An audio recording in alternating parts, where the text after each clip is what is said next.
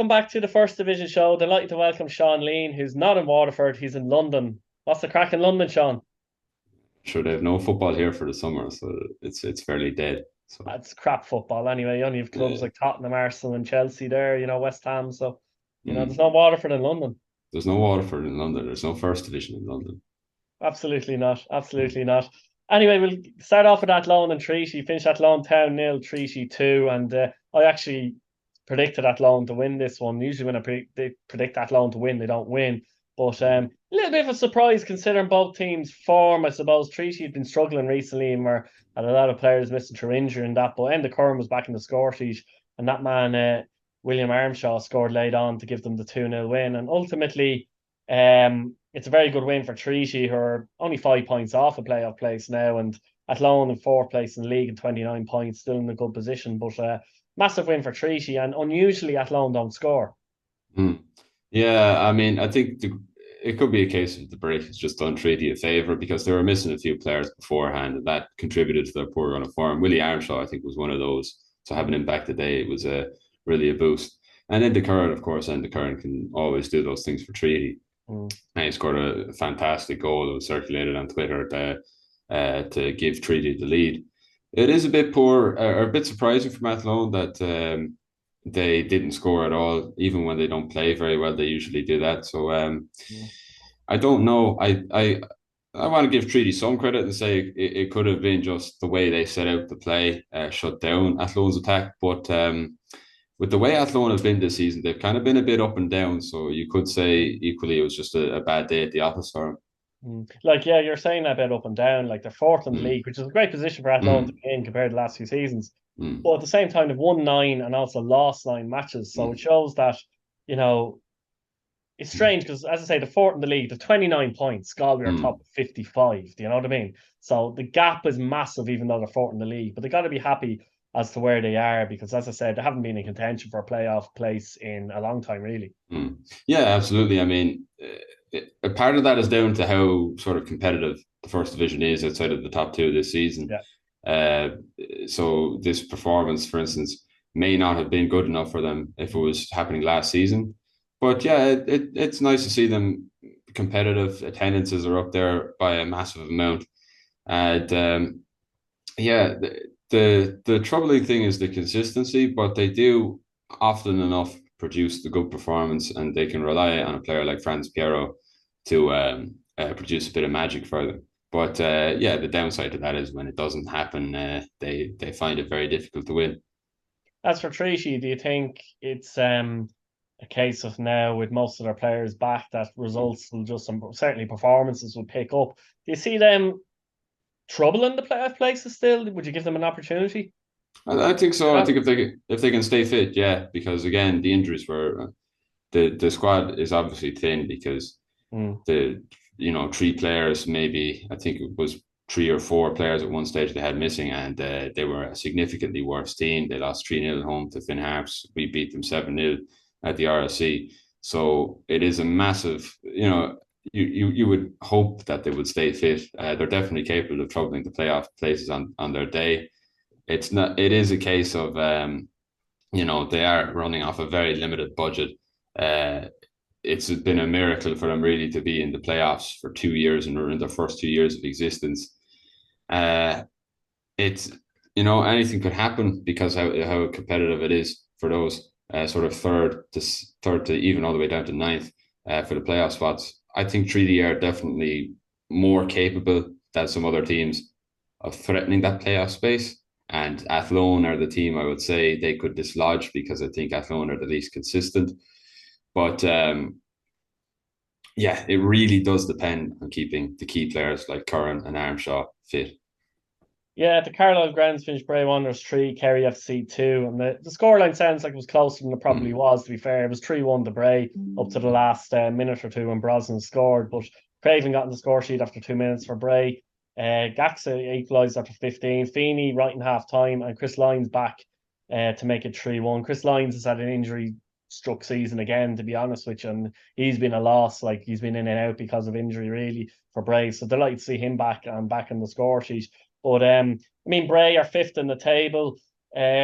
I'd argue you'd expect them to be higher than Cobh and Athlone now. Mm, It might transpire that they finish ahead of those teams by the end of the season. They're only close to them. But a team that started off really well, been inconsistent since, conceded more goals than maybe they should. They've conceded 32 this mm, season. The teams ahead of them have conceded less, and also mm, Wexford actually have conceded less, believe it or not, as well. So look, they got the 3 points. That's all they can ask for. And Kerry, of course, are marooned at the bottom of the table in sixth with one win all season. Um, they'd probably point to saying going to Bray and getting a three. It's another moral victory, I'd say, mm. for them in reality. But thoughts overall?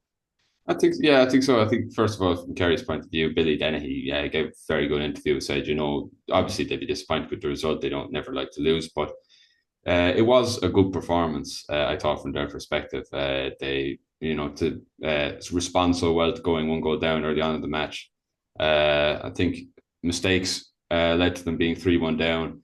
But they when they got that second goal back, there was a legitimate possibility. I think that they could have got the equaliser. Bray fans, from what I could see, were definitely disappointed in their team's performance. I think definitely they would expect to have been beaten Kerry by more goals. It has been, as you said, the case that they haven't been very consistent since having a good start to the season, and definitely not as good as we would have expected them to be for the players and the manager that they have. But yeah, as you said, the 3 points at this stage of the season is really what matters with how competitive places are. And you take a lot of other times Bray have not performed well and they've been punished for it. So if you take this week as a bad performance and you get the 3 points, you can perform well again next week and do a bit better. Yeah, the funny thing is, I think there's an awful lot of teams. Most of the teams in this league are actually trying to build for next season in reality, and that's the Yeah. thing with a lot of the changes they've made and Mm, new managers coming in, all that kind of thing. And Bray are mm, definitely one of them. I don't mm, think too many Bray fans. They might say, does it make a difference if you finish third this season or fourth or fifth this season? Reality, probably not. Either way, they mm, probably wouldn't expect to go through the playoffs either. So in reality, even though management won't come out and say it, mm. really they're trying to build for next season and seeing how this season goes and what improvements they can make for the following season. Like, but you do have a season to play, if you get me. Yeah, yeah. Funny enough, I would agree with that. Yeah, I think a lot of teams, particularly Longford and Harps, are building for next season. Wexford have a very long-term structure. Bray as well. Those are two clubs that have like Arguably Athlone as well. And rebranded. Cobh even. Athlone is kind of Cobh as well. Athlone is kind of difficult to know what's going on Yeah, up there. yeah, And Kerry, of course, have just started their very long-term project. I think the two teams at the top are the two teams that are vying to go up right now. Um, so that may explain why there's such a disparity between the top two and everybody else. But a lot of teams are showing promise, and it's going to be very interesting, not for the teams that do make it, but for the teams that invest a lot and that don't make it. How are they yeah, going to respond to that? yeah, absolutely. Mm, Speaking about promise, finished Cobh Ramblers 1, Waterford FC mm, 0. Warrow with the goal, and of course he's a Galway player on loan, so mm, it's a good week for Galway overall, to say mm, the least. Disappointing result for Waterford, but as I said to you a couple of weeks ago, because of mm, the gap with Galway, anytime Waterford don't win is a mm, disappointing result. And this is the problem. They're in a very difficult situation in that sense, aren't they? And that's going to mm, continue, I think, unfortunately, throughout the season. mm, Personally, I think you said it a couple of weeks ago, I've come now to the point where I think it's pretty much done because I mm, don't think Waterford are going to get mm, Waterford are going to have to win about 10 games in a row at some mm, point, or between 8 and 10 games in a row, mm, and then be hopeful that Galway go and a wobble. But I just don't see it either way, if you know what I mean. mm, Keith Long, though, wasn't very happy with the performance, though, was he? mm. No, he was really fuming. He stormed Yeah. off the pitch. He I'd say he wore into him in the dressing room. Like it was a really lethargic performance. Particularly the link up play was very poor. Gave the ball away a lot. Ronan Coughlin didn't get much service at all. They are kind Uh, of dependent on him for the goals, really. I know he mm, scored a lot of goals, but they're mm, also dependent on him for the goals. yeah, They don't have the but juniors and the mm, Pattersons this season. exactly. Yeah, you do need a player who Parsons does that a Mm. lot, but if you just focus play entirely down one wing, that's also very easy for teams to deal with. We're sort of improvising on the other wing then at the moment. It was Con Clark for a while. It's Doe, it's McMenemy. And neither of those players are wingers; those are attacking midfielders. And it yeah, it's the to be fair, Now, the rumours are that there's money there for 5 or 6 players to come in over the summer, and I think that's what's needed. And you can look at this stage, it's playoffs. It's playoffs again.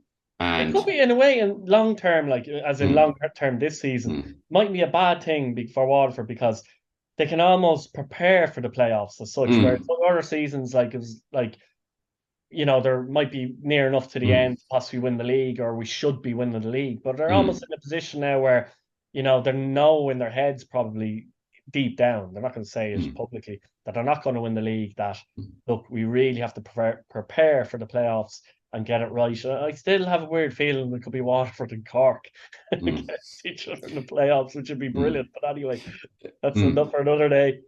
Yeah, well, from a neutral's perspective, it would really be brilliant, and I mean, it would be. And annoyingly, from a neutral's perspective, I'd love to see both teams in the Premier Division. To be honest with you, absolutely, yeah. I mean, Look, I mean, a Munster derby in the Premier Division is a lot better than one that's in the First Division. But that's another point to look at. It's going to be. It's going to be a tougher game, in my opinion, than either of the 2 years we played UCD. Whoever we play, because it could be Drogheda, it could be Sligo, could be Cork that we play in the playoffs. Assuming we get that far. I mean, let's not forget Cobh. Because you can be cautious, Yeah, exactly. I mean, look, Cobh are the team in third place now, so you have to say they're very likely opposition if we do want to get to that stage. It's a good point. Cobh did beat Waterford. Who's to say that Cobh in an isolated game wouldn't be Waterford in a absolutely playoff? In this, and these are things to consider. Shane Keegan will be looking at this and taking notes on what worked for them to beat us, and he'll look at it, and they've got some of the players down there that they could make it work again. They could replicate that in a one-off game, especially if we respond to pressure the way we did last season and didn't play very well in big games. I think it's been said before, and it's said lots of times, but we do need experience in the team, aside from at the back with Cantwell, and Ronan Coughlin up front as well has a good bit of experience. But in the middle of the park, particularly, we need like an Anthony Wordsworth to steady games and get games under control when things aren't going our way. Well, the good thing is Keith Long and Reynolds, have a good eye for what they will need in this season. Yeah, that makes sense. And it's a big benefit to having Rennie back as well, because he got it wrong a few times, but he got it right a lot as well with the players that he brought in. He brought in the likes of Paddy Coote and Matty Smith, and he brought in lots of good players for us over the years. Zach Elbazetti, and he brought in, and so I think there's possibility. I would be hopeful because the investment is there. The board are definitely going to back Rennie and Keith to do what they want to do and bring in the players they want to bring in. So. I think there's, it could be a repeat of the last 2 seasons where we go on a nice cup run and then lose the playoffs in agonizing fashion. Having brought in a good few players over the summer transfer window. I don't want to say that's what's going to happen again, but I can see it happening. Galway United 4, Longford Town 0, and their only defeat this season was against Longford, but they're just relentless. Hurley with 2 goals. I think that could be his 10th of the season. Slevin and O'Keefe, and what do you say? I'm running out of words for Galway because every week is pretty much the same thing. 18 wins out of 20 games, 57 goals scored, 8 against. They couldn't be doing any better, really. They just at this minute in time they look ridiculously strong actually for this division. So much so that their team and squad as it is now could be competitive in the Premier Division, Absolutely, yeah. I mean, I think they really, Caulfield and Horgan, there were times, particularly towards the end of the last 2 seasons, where John Caulfield's teams came undone against teams they probably should have been beating, or they shot themselves in the foot somehow. But this season, they really seem to understand the assignment because, stronger in a footballing sense, but also stronger in a physical sense. I mean, these guys just bully teams off the ball. Longford sort of set out defensively in a lot of games this season, and I think that's why they did so well against them the last 2 games. Yeah. But particularly this early, time, in that game as well, I believe, didn't they? They did. They scored after like 3 minutes or something ridiculous like that, and they had a bit of luck as well. But even in the game before that, Longford only lost 1-0 to like an 85th minute goal from Galway. So whatever it was they were doing it well, and it worked for the first half as well. But I think there was definitely a revenge element for Galway this time. This is a bit more sort of interesting than Galway's other games because this was one that they lost the last time. And that may have played into it in the second half. And when they scored the first goal so early into the second half. Yeah, it was 0-0 at half time. Exactly. But scoring so early into the second half would have, it would have definitely thrown a young Longford team a big surprise. And, when they were a bit confused, Galway really took full advantage of that. Yeah, I mean, Longford, we were kind of saying they were improving the last few weeks, and suddenly now they're ninth in the table. They've only scored 18 goals this season as well. And a big blow to them is that Dervan has left. His loan expired and he's left. It looks like he's going to be moving to Galway, Sean. And in midfield is where Galway are a little bit, not weak, but a little bit thin, let's say. So they bring in Dervan and... Well, it'd be a boost to any team that can have him. Like, you can never have too many good players at a team.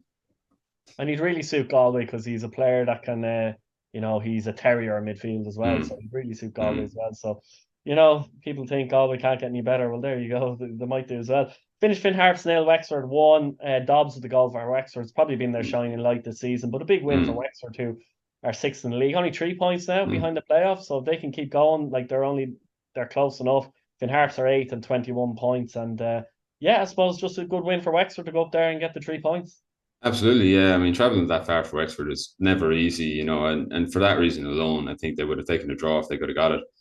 I think, to be fair, Finn Harps were fairly tepid in this game. They didn't really threaten goal much at all, aside from a few flashes. I don't think there was ever any real threat that they were gonna get the win, or when they went behind that they were gonna equalise. But Wexford will be delighted at this stage. Not that the performance doesn't matter at all, but the performance is secondary to the results. And Wexford getting this 3 points, it's a massive 3 points for them, especially with how the season started. They're finally, maybe they had a few games where they should have picked up the 3 points and they didn't. This is one where they weren't expected to do so and they did. So it's really, really important for them that way.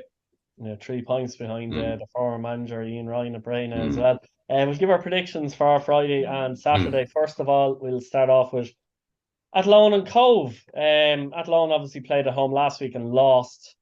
How are you seeing that one? 3rd and 4th in the league.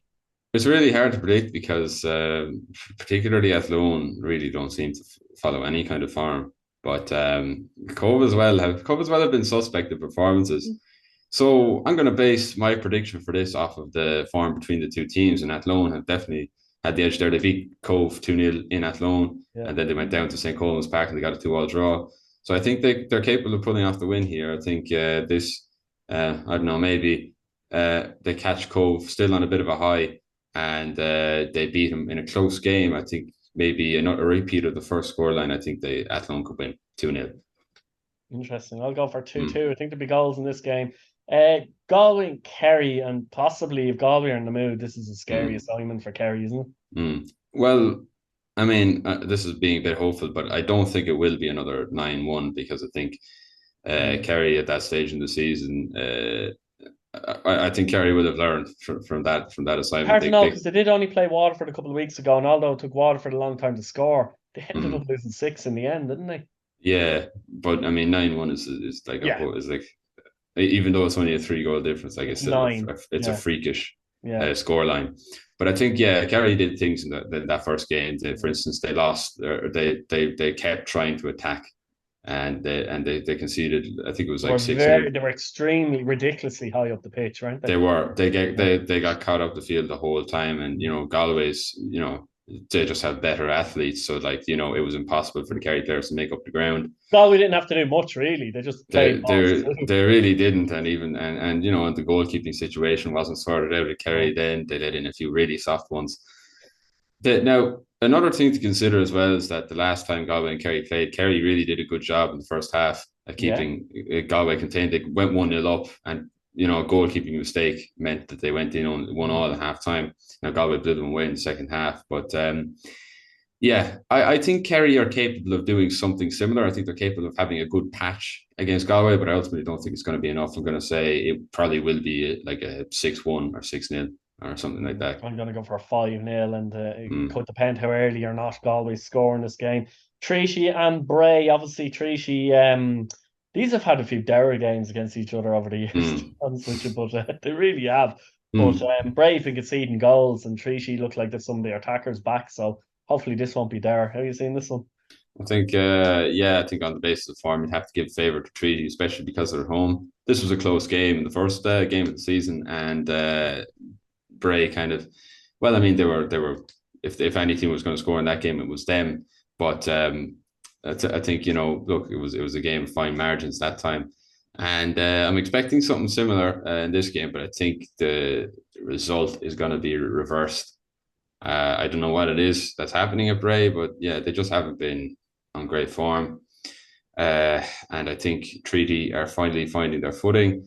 I think Tommy Barrett will have them set up very well. They'll be hard to break down. And I think with Enda Curran on the team and Willie Armstrong back, and they pass the ball around really well. I think they're capable of getting a 1-0 win. Ooh, I'd actually got two on Bray. I think with Chris Lyons back, I think that's a Mm, big back properly fit. That's a big help. mm, Waterford and Finn Harps, and obviously Waterford want the mm, reaction big time. But Finn mm, Harps, I remember the last time they were here, it was 7-1, wasn't mm. it? Yeah, 7-1? 7-1, yeah. 7-1, yeah. So yeah, personally I think Waterford will win the match, but I don't think it's Mm. gonna be 7-1 basically. How are you seeing it? Yeah, again, I wouldn't see being 7-0 or 7-1, Anything like that, yeah. or anything like that. I think it'll be a comfortable win because I think the gap is like really big Mm-hmm. and Harps have to travel a long way. They're a young team. They're coming off a very disappointing result at I heard home. Ush though, I don't know if Ush should be watching this or not, but I heard Ush is he's setting up a charter, so he is, and he's getting like a private plane down, so he's for the Finn Harps fans down to Waterford for this one, so that might save a bit. I don't know if the players will be on that plane or not though.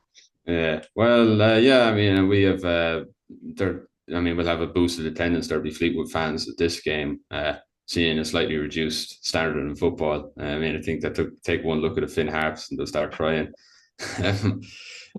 But I think we're going to win this game. I think it'll be comfortable. I don't think it'll be 7-1 though. I'd say it'd be 4-0 or something He's like that. 7-0. Yeah. No, I'll go. No, I think it'd be tight-ish. Like I think 2-0 Mm, Waterford, but they'll get the job done. mm, Longford and Wexford on Saturday, and it's an important game for Longford if they want to get back into the playoff mix. They probably nearly have to win this game, and it's a tough one to judge this one though as well. Wexford will be buoyed by that mm, 1-0 win in Harps. They'd be hoping to do mm. something similar again though, get a little bit of consistency going. Yeah, I think so. And yeah, as you said, it's a hard game to predict. The Yeah. last game, Longford were far better, but that was down to how poor Wexford were rather than anything Mm. Longford did especially well. I don't think the 4-0 loss to Galway will be like a hammer blow to their morale. I don't think they expected to win that game anyway. Even with how heavy the scoreline was, I think they'll just sort of say it is what it is and they'll get up and they'll lick their wounds and whatever. Yeah, I mean, if you're Henderson, you're going to say most teams are going to be beaten well by them every week anyway. Yeah, absolutely. Yeah, I mean, look, it wasn't that humiliating. Like, Mm. so I think they're definitely capable of getting a result in this one.